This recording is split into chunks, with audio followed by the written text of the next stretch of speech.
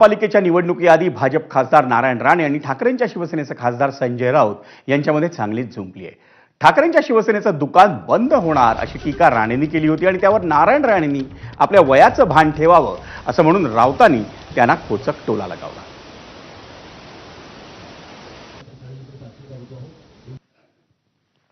राणे साहेबांच्या नेतृत्वात उरलं सुरलेलं उबाटाचं दुकान बंद होणार.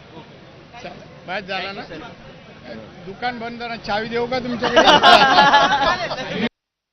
मी वारंवार सांगतो, नारायण राणे यांनी आपल्या वयाचं भान ठेवावं. त्यांनी आपल्या वयाचं भान ठेवून बोललं पाहिजे.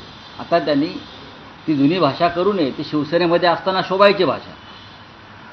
त्यांच्या तोंडीची भाषा आहे ती शिवसेनेमध्ये असताना शोभायची.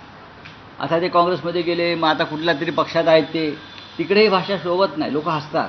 ही भाषा शिवसेनेत शोभते.